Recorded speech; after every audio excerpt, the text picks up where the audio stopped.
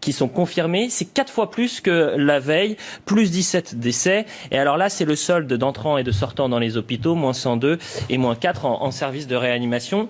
À vous l'honneur, professeur Jean-François Toussaint. Expliquez-nous, est-ce qu'on doit parler de rebond de l'épidémie, de frémissement ou de deuxième vague ? Parmi tous les chiffres que vous avez montrés, ceux qui sont importants sont les 3 derniers sur les 4. Et la communication n'est faite que sur le premier. Pourquoi ? Parce que l'essentiel dans une pandémie est de savoir le nombre de morts qu'elle entraîne. Et de savoir également le nombre de cas sévères, le nombre de patients hospitalisés, en particulier en réanimation.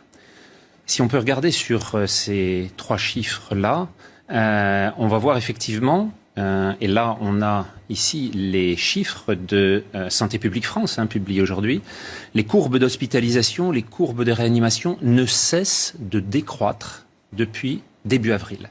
Et plus encore, le chiffre du nombre de décès totaux, quotidiens, chaque jour en France, que ce soit ceux des patients hospitalisés ou ceux des patients en maison de retraite et en EHPAD, ne fluctue pas depuis plus de 4 semaines maintenant, et il est à 99% de ce qu'a été le chiffre maximal le 6 avril. On voit donc que cette réduction de 99% n'a entraîné aucune accélération ni en avril, ni en mai, ni en juin, ni en juillet. Aucun des événements qui annonçaient une deuxième vague ne s'est trouvé vérifié.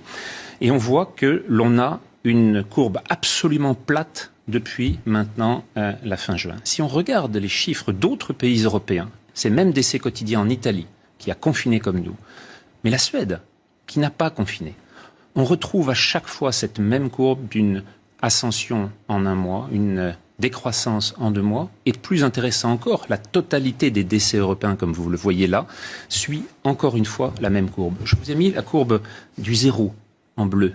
Vous voyez qu'aujourd'hui même, un événement particulier vient de se trouver confronté dans un accident statistique, c'est celui de 5000 décès qui ont été enlevés du décompte par les statisticiens britanniques, qui ont considéré que 5000 personnes parmi eux avaient été comptées en excès. Sur 45 000 décès, ça fait donc plus de 10% qui se trouvent soudain retirés de la statistique. On voit quand même que même dans les pays les plus dotés en capacité de suivi, cette fluctuation est énorme et que nous n'avons pas fini de suivre un certain nombre de ces accidents. Alors maintenant, l'accident principal en France, puisqu'on a dit qu'il n'y avait pas de deuxième vague, toujours pas, se trouve en confrontation avec ce que vous voyez ici, c'est-à-dire l'augmentation du nombre de cas positifs en France. Il ne s'agit pas de patients en réanimation, il ne s'agit pas de patients hospitalisés, il s'agit de formes de sujets jeunes, asymptomatiques, qui viennent demander simplement si leur état est celle d'un sujet qui a rencontré le Covid-19, le SARS-CoV-2, ou s'il est à risque. Bien entendu, comme toujours en clinique, toujours en médecine, ce sont les symptômes qui priment, c'est la dégradation de l'état d'un sujet qui va entraîner la réaction. Or, nous ne sommes plus du tout dans la gravité, dans l'urgence du printemps, de celle de février, de mars et d'avril. Et alors, et donc, nous sommes actuellement dans une utilisation des indicateurs, un changement, une instrumentalisation qui fait que nous allons avoir, pour les semaines à venir, des changements de comportement, des orientations qui sont décidées par un conseil scientifique qui ne regarde plus la réalité du risque, mais qui souhaite probablement imposer d'autres schémas de pensée. Écoutez, franchement, cette explication déjà, elle était suffisamment claire et on voit ces chiffres. Mais là, quand je vous entends, j'ai très peur. Je suis en train de me dire, déjà, est-ce qu'on fait peur aux gens pour rien ? La deuxième chose, c'est à charge aussi pour les politiques et pour les personnes qui sont au sommet de l'État, qui aujourd'hui nous disent il faut porter le masque en extérieur. En septembre, conseil scientifique, vous en parliez, le conseil scientifique qui dit à l'automne, on risque d'avoir une seconde vague. Donc vous êtes en train de balayer tout ça en disant mais attendez, là les faits sont bien présents, il n'y a ni rebond de l'épidémie, il n'y a ni même un frémissement, il y a des nouveaux cas qui sont confirmés, mais ce ne sont pas des cas graves.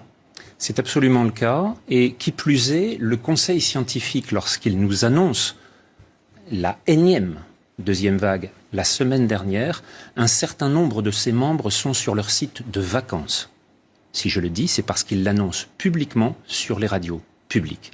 Et donc, on a un certain membre du... Et c'est gravissime ce que vous êtes en train de dire. Écoutez Sud Radio mercredi après-midi, l'un des membres, alors qu'il nous annonce une catastrophe sanitaire pour la France, est sur son site de villégiature. Nous sommes donc dans une situation identique à celle du mois de mars, lorsque celui qui a annoncé la catastrophe avec plus de 500 000 morts annoncés pour la Grande-Bretagne, 500 000 morts annoncés en France, ne respectait pas lui-même le confinement qu'il a réussi à imposer à la moitié de l'humanité. Nous sommes dans des situations dans lesquelles nous nous trouvons face à des gens qui ne croient pas aux recommandations qu'ils transmettent. Il faut donc regarder précisément de quoi le risque est porteur, et ce risque actuellement n'est plus du tout celui du printemps. Nous sommes face à une situation qui, sur le plan épidémiologique, a largement évolué. Nous avons maintenant un grand nombre de cas qui sont des cas positifs, à nouveau, qui ne sont pas associés avec la gravité de la maladie. Pourquoi ? Eh bien, il y a un grand nombre d'explications qu'il faut maintenant avoir sur le plan de l'épidémiologie, sur le plan de la virologie, sur le plan de l'adaptation des espèces les unes aux autres, dans cette compétition extraordinairement tendue, sur lequel le virus avait l'avantage au printemps et sur lequel, manifestement, il ne l'a plus pendant l'été. Je me tourne vers vous. Merci en tous les cas, professeur Jean-François Toussaint. Je rappelle que vous êtes professeur en